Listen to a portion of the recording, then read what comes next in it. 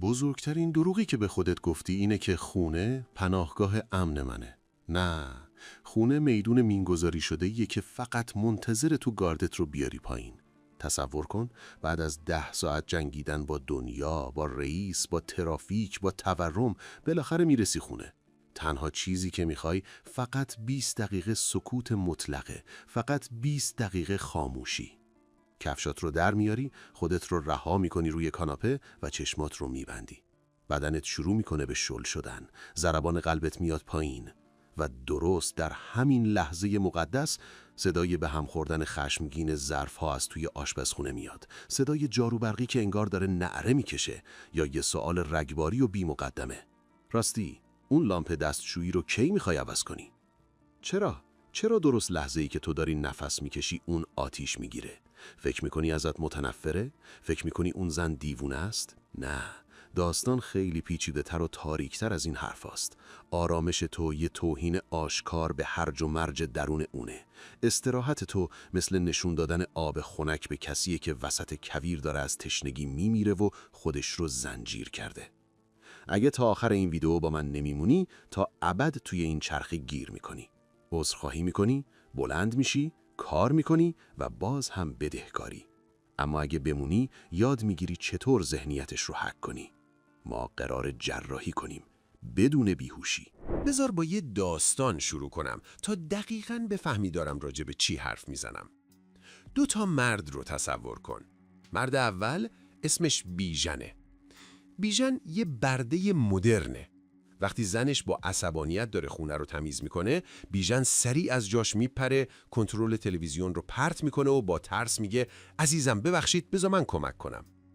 بیژن فکر میکنه با این کار صلح میخره، اما در واقع داره حکم اعدام جذابیت خودش رو امضا میکنه. حالا مرد دوم، کیان وقتی این رفتار رو میبینه تکون نمیخوره. اون میدونه که این سر و صداها ربطی به کثیفی خونه نداره. کیان میدونه که داره با یه سایه یونگی طرف میشه. قضیه چیه؟ خوب گوش کن، چون این بیرحمانه ترین حقیقت در مورد روان زنانه توی این موقعیت هاست. اون از تو عصبانی نیست. اون از بخش آسوده درون خودش متنفره. جامعه تربیت و اون جلاد درونی که توی سر اکثر زن هاست بهشون یاد داده که ارزشمند بودن مساویست با زجر کشیدن. یه زن خیلی وقتی بیکار میشینه احساس گناه عمیقی میکنه. انگار یه صدایی توی سرش میگه تو تنبلی، تو بی‌مصرفی، پاشو یه کاری بکن. حالا چی میشه؟ اون داره با این شکنجهگر درونی میجنگه، داره خودش رو قربانی میکنه، داره شهید نمایی میکنه تا احساس ارزشمندی کنه. یهو سرش رو برمیگردونه و تو رو میبینه. تو که بدون هیچ عذاب وجدانی روی مبل دراز کشیدی. تو که خیلی راحت به خودت اجازه دادی استراحت کنی. تو تبدیل میشی به یه آینه‌ای که داره دقیقاً همون چیزی رو نشون میده که اون آرزوش رو داره، اما به خودش اجازه نمیده داشته باشه. رهایی از وظیفه. دیدن آرامش تو نمک میپاشه روی زخم سرکوب شده خودش.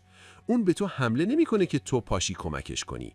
اون به تو حمله میکنه تا اون لبخند رضایت رو از روی صورتت پاک کنه. چون تا وقتی تو در حال استراحت باشی، اون احساس حماقت میکنه که چرا خودش داره کار میکنه. اون میخواد تو هم شریک جرم رنجش بشی. اون میخواد تو هم مثل اون احساس بدبختی کنی تا اون بتونه حس شهید بودن خودش رو توجیه کنه. این تله آینه شهید نماییه. اگه مثل بیژن بلند شی و کمک کنی، فقط بهش ثابت کردی که حق با اون جلاد توی سرشه. استراحت کردن جرمه. اما اگه مثل کیان بفهمی که این جنگ درونی اونه و نه جنگ تو، اون وقت بازی عوض میشه. بیرحمانه است اما حقیقت داره. جامعه به ما دروغ گفته که عشق بی قید و شرط وجود داره. شاید برای بچه‌ها و سگ‌ها وجود داشته باشه، اما برای مرد هرگز. مرد در ناخودآگاه جمعی بشریت یعنی کار کرد. تو فقط به اندازه فایده‌ای که داری حق نفس کشیدن داری. این یه قانون نانوشته بیولوژیکه که هزاران سال تو مغز زنها حک شده. بذار با یه مثال بیرحمانه روشنت کنم. تصور کن توی خونت یه جارو برقی داری. تا وقتی که جارو میکشه عاشقشی، تمیزش میکنی، جاش امنه. اما لحظه‌ای که دکمه‌شو میزنی و روشن نمیشه، چی میبینی؟ یه تیکه آشغال پلاستیکی که فقط داره جا اشغال میکنه. توی اون لحظه‌ای که تو روی مبل ولو شدی و هیچ کاری نمی‌کنی، ناخودآگاه زن تو رو اون جارو برقی خراب می‌بینه. به داستان محسن دقت کن. محسن یه مدیر موفقه. روزی 12 ساعت مثل تراکتور کار میکنه تا قسط‌های خونه و ماشین شاسی بلند خانومش رو بده. محسن وقتی میاد خونه حس میکنه حق داره نقش جنازه رو بازی کنه. اون فکر میکنه چون بیرون تأمین کننده بوده، توی خونه میتونه مصرف کننده باشه. اما زنش چی میبینه؟ اون محسن مدیر رو نمیبینه. اون یه موجودی رو میبینه که کارکردش متوقف شده. وقتی زن میبینه تو نشستی و به سقف زل میزنی، اضطراب میگیره. چرا؟ چون برای اون مرد بی حرکت یعنی مرد بی فایده و مرد بی فایده یعنی خطر سقوط. اون نمیخواد اذیتت کنه. اون فقط میخواد دکمه تو رو پشت سر هم فشار بده تا مطمئن بشه هنوز کار میکنی، هنوز زنده‌ای، هنوز مفیدی. اگه فکر میکنی با گفتن جمله من خسته‌ام میتونی تحرمش رو بخری، سخت در اشتباهی. ابزارها خسته نمیشن. ابزارها یا کار میکنن یا تعویض میشن. وقتی جلوی اون استراحت میکنی، داری ناخودآگاهش رو تحریک میکنی که فکر کنه تو خراب شدی. و واکنش طبیعی به یه ابزار خراب چیه؟ لگد زدن بهش، تکون دادنش یا داد زدن سرش تا دوباره راه بیفته. این خشم صاحب کاره که میبینه ماشین چاپ پولش متوقف شده. اما صبر کن. قضیه فقط فیزیکی نیست. یه چیزی توی کله تو هست که اون رو بیشتر از جسم بی حرکت دیوونه میکنه. چیزی که اون هرگیز نمیتونه داشته باشه. اینجا میرسیم به یکی از بزرگترین تفاوت‌های نورولوژیک زن و مرد که منشأ هزاران دعوای خونین بوده. بیایید مغزا رو باز کنیم. مغز زنانه مثل یه مرورگر اینترنته که 700 تا تب توش بازه. همزمان داره به لیست خرید فردا، حرفی که جاریش 2 سال پیش زده، رنگ پرده ها و گرمایش زمین فکر میکنه. این تب‌ها هیچ وقت بسته نمیشن. هیچ وقت. اما مغز مردانه یه اتاق مخفی داره که مارک گانگور بهش میگه جعبه هیچ. ما مردها این توانایی جادویی رو داریم که به معنای واقعی کلمه به هیچ چیز فکر کنیم. میتونیم زل بزنیم به دیوار و مغزمون روی حالت اسکرین سیور باشه. و دقیقاً همین جاست که زن دیوونه میشه. بیایید بریم سراغ سناریوی علی و سارا. علی روی کاناپه دراز کشیده، کنترل تلویزیون دستشه و داره بی هدف کانال عوض میکنه. صورتش کاملاً بی حسه. سارا داره از کنارش رد میشه. توی سر سارا طوفانه. بچه‌ها، قسط‌ها، کارهای شرکت، شام شب. سارا به علی نگاه میکنه و اون آرامش مطلق و اون صورت بی تفاوت رو میبینه. سارا میپرسه به چی داری فکر میکنی؟ علی صادقانه میگه هیچی. و جنگ جهانی سوم شروع میشه. سارا باور نمیکنه. سارا نمیتونه باور کنه. چون توی دنیای اون فکر نکردن به هیچ چیز غیر ممکنه. اون فکر میکنه علی داره دروغ میگه. یا بدتر، اون فکر میکنه علی داره چیزی رو ازش پنهان میکنه. اما ریشه اصلی خشم سارا چیه؟ حسادت. بله، حسادت. اون به این توانایی تو حسودی میکنه که میتونی دکمه خاموش مغزت رو بزنی و از هیاهوی دنیا جدا بشی، در حالی که اون محکوم تا ابد توی طوفان افکارش بسوزه. دیدن تو در اون حالت خلسه و آرامش مثل اینه که جلوی یه آدم بیخواب که 3 روز نخوابیده یه خواب عمیق و شیرین بری. اون عصبانی میشه چون تو داری چیزی رو تجربه میکنی که اون آرزوش رو داره، اما ساختار مغزش اجازه نمیده بهش برسه. اون دعوا راه میاندازه، سر و صدا میکنه و سوال میپرسه فقط برای اینکه تو رو از اون جعبه هیچ بکشه بیرون. اگه اون نمیتونه آرامش داشته باشه، پس تو هم نباید داشته باشی. پس یادت باشه وقتی اون میاد سراغت و آرامشت رو به هم میزنه، فقط حسادت نیست، یه ترس عمیق‌تر هم پشتشه. ترسی که باعث میشه سکوت تو براش حکم صدای آزیر خطر رو بده. میدونی اون ترس چیه؟ الان بهت میگم. تا حالا فکر کردی چرا اون سکوتو میشکنه؟ چرا وقتی همه چی آرومه دقیقاً توی همون لحظه یه بحث قدیمی و خاک خورده رو میکشه وسط؟ چون سکوت تو برای اون حکم شکنجه رو داره. بذار عمیق تر بشیم. وقتی تو ساکتی، وقتی تو توی اون جعبه هیچ خودت فرو رفتی، خونه ساکت میشه. و وقتی خونه ساکت میشه، اون زن با ترسناکترین موجود دنیا تنها میمونه، خودش. بیایید بریم سراغ پرونده مینا و امید. امید یه مرد درونگراست. وقتی میاد خونه یه گوشه میشینه، یه کتاب دستش میگیره یا توی گوشی میچرخه و عملاً نامرئی میشه. اون فکر میکنه با این کار داره به مینا فضا میده. فکر میکنه داره لطف میکنه. اما مینا چی کار میکنه؟ مینا شروع میکنه به راه رفتن. کابینت ها رو باز و بسته میکنه، با صدای بلند با تلفن حرف میزنه و وقتی میبینه امید هنوز غرق سکوته، تیر خلاص رو میزنه. تو چرا هیچی نمیگی؟ چرا مثل مجسمه نشستی؟ مینا دیوونه نیست، مینا ترسیده. روانشناسی اگزیستانسیال یا وجودی به ما میگه که آدم‌ها خودشون رو با هیاهو خفه میکنن تا صدای پوچی درونشون رو نشنون. سکوت امید مثل یه آینه خالیه که مینا رو مجبور میکنه به درون خودش نگاه کنه، به ترسهاش، به پیری، به ناکامیهاش، به اینکه شاید اونقدرها که فکر میکنه خوشبخت نیست. برای فرار از این خلأ، مینا نیاز به نویز داره، نیاز به درگیری داره. دعوا کردن هر چقدر هم تلخ باشه، بهتر از روبرو شدن با سکوت سنگین وجودیه. دعوا یعنی من هستم، رابطه هست، ما هنوز زنده ایم. وقتی تو ساکتی، اون حس میکنه داره توی فضا معلق میشه، پس بهت حمله میکنه تا تو داد بزنی. چون داد تو بهش ثابت میکنه که تنها نیست. اون آرامش تو رو میدزده تا حفره وجودی خودش رو باهاش پر کنه. استراحت تو پناهگاه اون رو خراب میکنه. اما صبر کن. این فقط راجب ترس‌های درونی اون نیست. یه چیزی توی حالت بدن تو، یه چیزی توی فرم فیزیکی استراحتت هست که یه هیولای باستانی رو توی وجود زن بیدار میکنه. هیولایی که اگر بیدار بشه، فاتحه جذابیتت خونده است. این تاریک ترین بخش ماجراست، جایی که عشق میمیره و جاش رو ترحم آمیخته با خشم میگیره. یونگ، روانشناس بزرگ، از آرکتایپی حرف میزنه به اسم مادر بلعنده، زنی که عشقش خفه کننده است و مرد رو ضعیف نگه میداره. اما گاهی وقتا این خود مرده که با رفتارش این نقش شوم رو به زن تحمیل میکنه.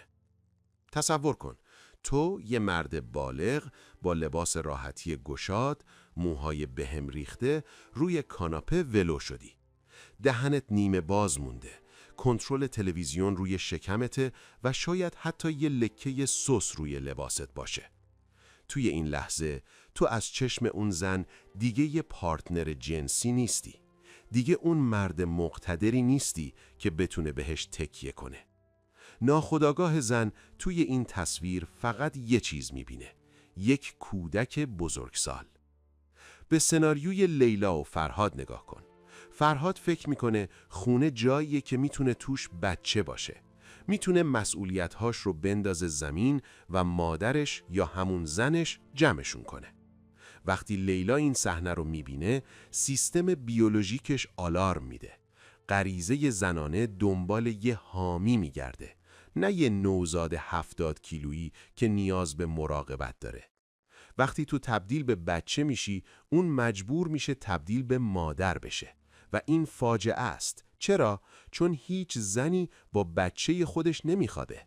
هیچ زنی جذب کسی نمیشه که باید جوراباش رو جمع کنه و بهش بگه مسواک زدی یا نه. خشم اون لحظه‌ای که لیلا میاد بالا سرت و با لحن دستوری میگه پاشو اون لیوان رو از روی میز بردار، خشم یه زن معمولی نیست. این خشم مادریه که از بچه‌داری خسته شده. اون عصبانیه چون استراحت مدل بچگانه تو اون رو مجبور کرده وارد نقشی بشه که ازش متنفره. اون میخواد معشوقه باشه، اما تنبلی فیزیکی تو اون رو تبدیل به ناظم مدرسه کرده. استراحت کردن حق توه، اما فرم استراحتت داره سیگنال ضعف میفرسته. و یادت باشه توی قانون جنگل موجود ضعیف یا خورده میشه یا طرد میشه. و اگر فکر میکنی با تمیز کردن خونه میتونی این رو حل کنی، هنوز بازی رو نفهمیدی. چون اون داره برای آینده نقشه میکشه. یه نقشه حساب شده برای اینکه تو رو تا ابد بدهکار نگه داره. چیزی که توی بخش بعدی بهت میگم دقیقاً همون دلیلیه که باعث میشه اونها هیچ وقت هیچ چی رو فراموش نکنن. اینجا وارد قلمرو رابرت گرین و قوانین 48 گانه قدرت میشیم. اگر فکر میکنی رابطه یعنی ما، یعنی اشتراک، یعنی فداکاری دو طرفه، متاسفم که این رو میگم. تو هنوز خوابی. رابطه در عمیق‌ترین لایه‌های ناخودآگاه یک معامله قدرته. یک ترازنامه مالی نامرئی که هر لحظه داره آپدیت میشه.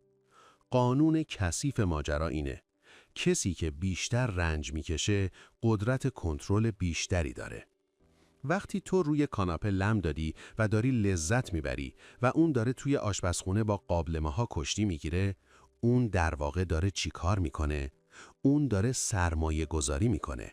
اون داره امتیاز اخلاقی جمع میکنه. هر قطره عرقی که میریزه تبدیل به یه چک سفید امضا میشه که بعداً میتونه نقدش کنه. حالا سناریوی نیما مریم رو ببینیم. مریم داره جارو میکشه، لباسها رو تا میکنه و مدام زیر لب غر میزنه که هیچ کس تو این خونه به فکر من نیست. نیما باهوش نیست. نیما پا میشه و میگه عزیزم بده من انجام بدم. نیما فکر میکنه مهربونه، اما نیما احمقه. چرا مریم عصبانی میشه وقتی نیما میخواد کمک کنه؟ یا چرا وقتی نیما بیخیال میشینه مریم منفجر میشه؟ چون استراحت بی دغدغه تو استراتژی اون رو خراب میکنه. اگر تو هم پاشی کار کنی، اون دیگه نمیتونه شهید باشه. اگر تو هم خسته بشی، اون دیگه نمیتونه بگه من تنهام. و اگر نتونه بگه من تنهام، نمیتونه تو رو بدهکار خودش کنه. اون نیاز داره که تو استراحت کنی، اما همزمان نیاز داره که بابت این استراحت احساس گناه کنی.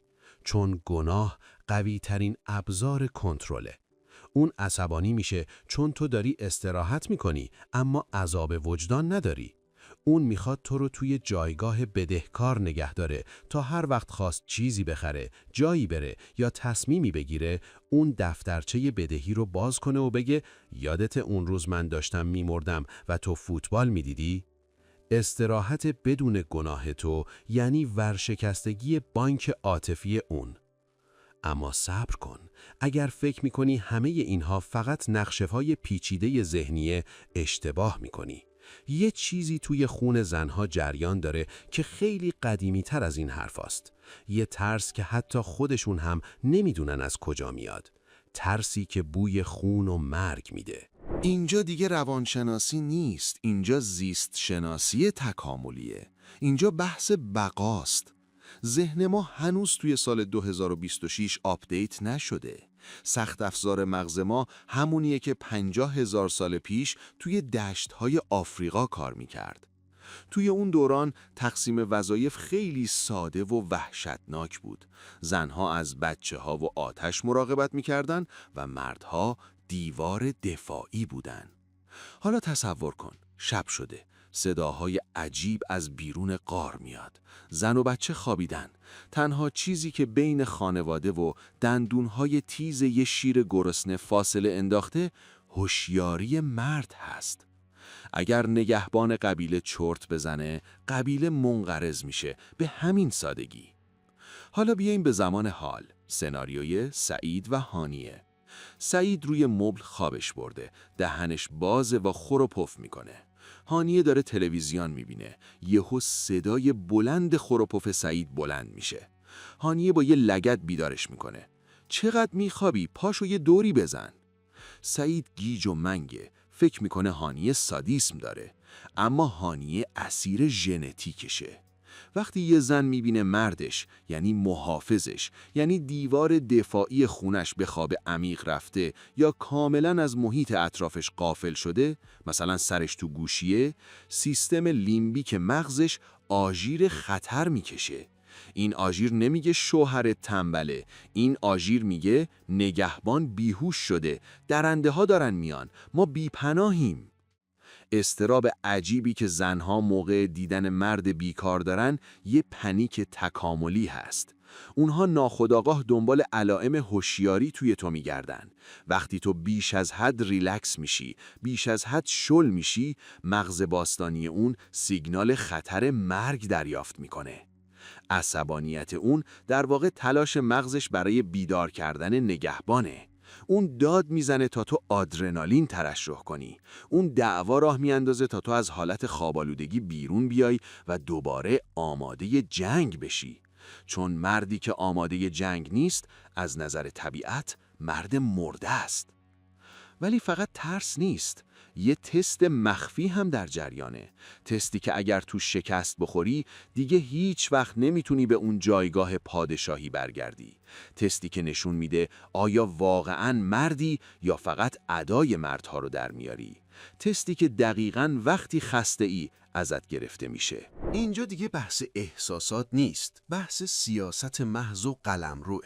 توی دنیای حیوانات وقتی یه شیر نر میشینه و استراحت میکنه، گاهی وقتا شیرهای دیگه یا حتی کفتارها میان جلو و یه دندونی نشون میدن، نه برای اینکه جنگ راه بندازن، بلکه برای اینکه ببینن آیا این سلطان هنوز قدرت دفاع داره یا پیر شده. توی خونه استراحت تو حکم اون قلمرو رو داره و وقتی اون زن میاد و بیدلیل آرامشت رو به هم میزنه، در 90% مواقع اصلاً کاری با اون موضوع خاص نداره. اون داره یه شت تست اجرا میکنه. بیایید بریم سراغ سناریوی کاوه و شیوا. کاوه بعد از یه هفته سخت جمعه صبح نشسته پای پلی استیشن، غرق بازیه. شیوا میاد تو اتاق و دقیقاً جلوی تلویزیون وای میسته و با یه لحن طلبکارانه میگه همین الان پاشو بریم خرید، حوصله‌ام سر رفت. کاوه 2 تا انتخاب داره. انتخاب اول که اکثر مردا انجام میدن، سری بازی رو قطع میکنه، میگه باشه عزیزم چشم و مثل یه سرباز وظیفه آماده میشه. کاوه فکر میکنه با این کار دعوا رو خوابونده و امتیاز گرفته. اما در ناخودآگاه شیوا، کاوه همین الان مردود شد. چرا؟ چون کاوه ثابت کرد که مرزهای شخصی و لذتهای خودش هیچ ارزشی ندارن و با یه اشاره شیوا فرو میریزن. زنی که ببینه میتونه با یه اخم دنیای مرد رو کنترل کنه، کم کم احترامش رو به اون مرد از دست میده. چون زنی که نتونه به مردش تکیه کنه، چون مردش ستون محکمی نیست و با هر بادی میلرزه، احساس ناامنی میکنه. انتخاب دوم، راه کاوه باهوش. کاوه خیلی خونسرد به بازی ادامه میده، نیم نگاهی به شیوا میکنه و با لبخند اما قاطع میگه عزیزم این مرحله که تموم شد، 1 ساعت دیگه در خدمتم، الان وقت منه. شاید شیوا اولش غر بزنه، شاید حتی قهر کنه، اما در عمق وجودش یه سیگنال قدرتمند دریافت میکنه. این مرد صاحب اراده است. این مرد رو نمیشه بازی داد و این جذابیت جنسی و روانی ایجاد میکنه. پس یادت باشه وقتی اون میاد و میگه چرا نشستی، در واقع داره میپرسه آیا اونقدر قوی هستی که سر جات بمونی؟ اگر بلندشی باختی. اما اگر فکر میکنی فقط بحث قدرته، هنوز آخرین لایه پیاز رو پوست نکندیم. یه درد عمیق و غمگین توی وجود زنهاست که باعث میشه نتونن بودن تو رو تحمل کنن، چون خودشون فقط یاد گرفتن که انجام بدن. ما میرسیم به ریشه‌ای ترین دلیل روانی. جایی که دیگه خشم نیست، بلکه یه زخم قدیمیه. اکثر زنها و حتی خیلی از مردها با یه باور سمی بزرگ شدن. من فقط زمانی دوست داشتنی هستم که مفید باشم. جامعه به دخترها یاد داده که باید مراقب باشن، باید سرویس بدن، باید فداکاری کنن تا ارزشمند باشن. برای خیلی از زنها نشستن و هیچ کاری نکردن مساوی با بی ارزش بودن و اضافی بودن هست. پرونده سیمین رو ببینید. سیمین زنیه که حتی وقتی مریضه پامیشه سوپ میپزه. حتی وقتی مهمون نداره خونه رو طوری تمیز میکنه انگار بازرس بهداشت قراره بیاد. سیمین نمیتونه بشینه، چون اگر بشینه احساس میکنه هویتش رو از دست داده. حالا سیمین شوهرش رضا رو میبینه. رضا روز تعطیل تا لنگ ظهر میخوابه، بعدش هم با زیر شلواری میشینه پای تلویزیون و تخمه میشکنه. و نکته کلیدی اینجاست: رضا هیچ عذاب وجدانی نداره. رضا از اینکه فقط هست راضیه. این تصویر برای سیمین مثل اسید پاشیدن روی زخمه. چرا؟ چون رضا با رفتار خودش داره یه حقیقت دردناک رو فریاد میزنه.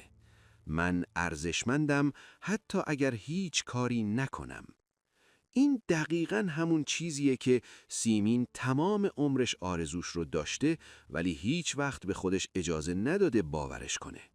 خشم سیمین خشم کسیه که خودش رو توی زندان وظیفه حبس کرده و حالا داره میبینه یکی دیگه، رضا، آزادانه بیرون میله ها قدم میزنه.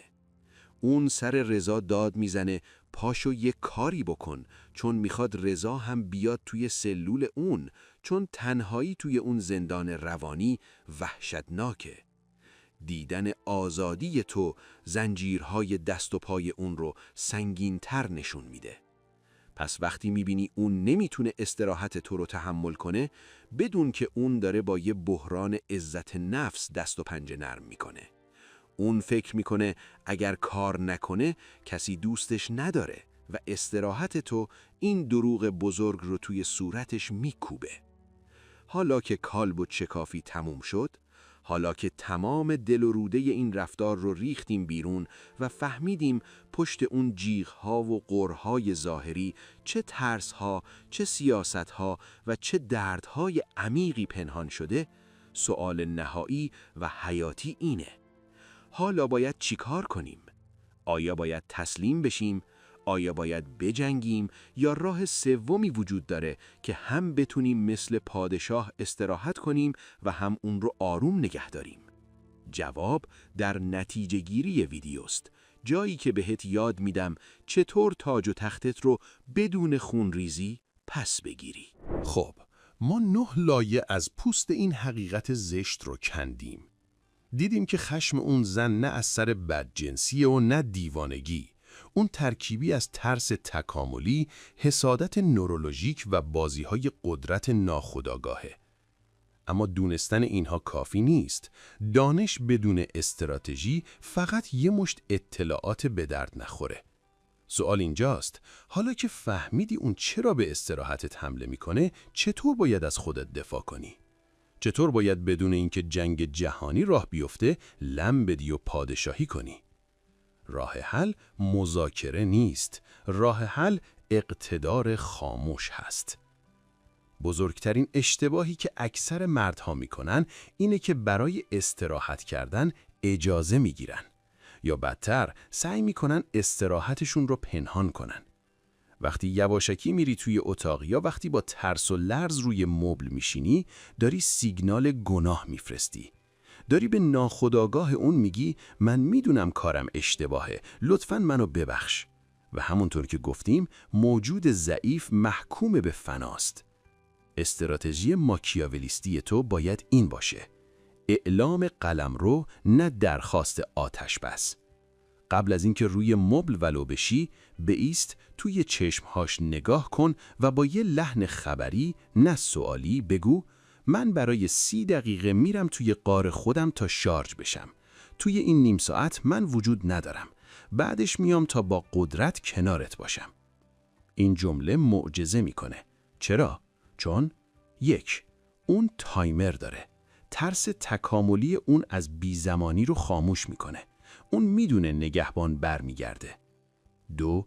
تو مرز تعیین کردی. این تست قلمرو رو پاس میکنه.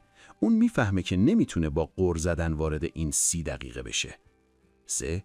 تو قول بازگشت با قدرت دادی. یعنی ثابت کردی ابزار خراب نیستی، فقط داری باتری عوض میکنی. و مهمتر از همه، وقتی نشستی عذرخواهی نکن. به هیچ وجه، تحت هیچ شرایطی وقتی داری استراحت میکنی بیافه مظلوم به خودت نگیر. مثل یه پادشاهی بشین که داره به قلمروش نگاه میکنه، نه برده‌ای که از دست ارباب فرار کرده. لذت تو باید آشکار باشه. چون لذت بدون گناه تو تنها چیزیه که میتونه اون رو هم از زندان ذهنی خودش آزاد کنه. شاید اولش مقاومت کنه، اما در نهایت به قدرت آرامش تو احترام میذاره. زنی که مردش بتونه طوفان افکار اون رو نادیده بگیره و مثل کوه سر جاش بمونه، احساس امنیت میکنه، حتی اگه به زبون نیاره. من برای اینکه این مفاهیم پیچیده یادت نره و بدونی دقیقاً در لحظه بحران باید چه واکنشی نشون بدی، یک نقشه راه استراتژیک یا همون مایند مپ طراحی کردم. توی این نقشه 3 فاز عملیاتی رو برات ترسیم کردم که از لحظه ورود به خونه تا عمیق‌ترین لایه‌های روانی همسرت رو مدیریت میکنه. لینک این نقشه راه رو توی توضیحات همین ویدیو و کانال تلگرام گذاشتم. اون رو دانلود کن چون ابزار تو برای بازپسگیری قلمروته. یادت باشه، آگاهی بدون ابزار فقط یه بار اضافه رو دوشته. حالا نوبت توست. نقاب‌ها رو بردار. توی کامنت ها برام بنویس تو گیر کدوم یکی از این تله ها افتادی؟ آیا زن دوچار سندروم مادر بلنده شده و مثل بچه باهات رفتار میکنه؟ یا تو خودت اون ابزار خسته‌ای هستی که جرأت نداره خاموش بشه؟ یا شاید گیر تله شهید نمایی افتادی و هر وقت نشستی اون شروع کرده به جارو کشیدن؟ اعتراف کن، چون اولین قدم برای خروج از ماتریکس دیدن میله های زندانه. و یادت باشه، مردی که برای تاج و تختش عذرخواهی میکنه خیلی زود خودش رو در حال تی کشیدن در کف قصر پیدا میکنه. تمام.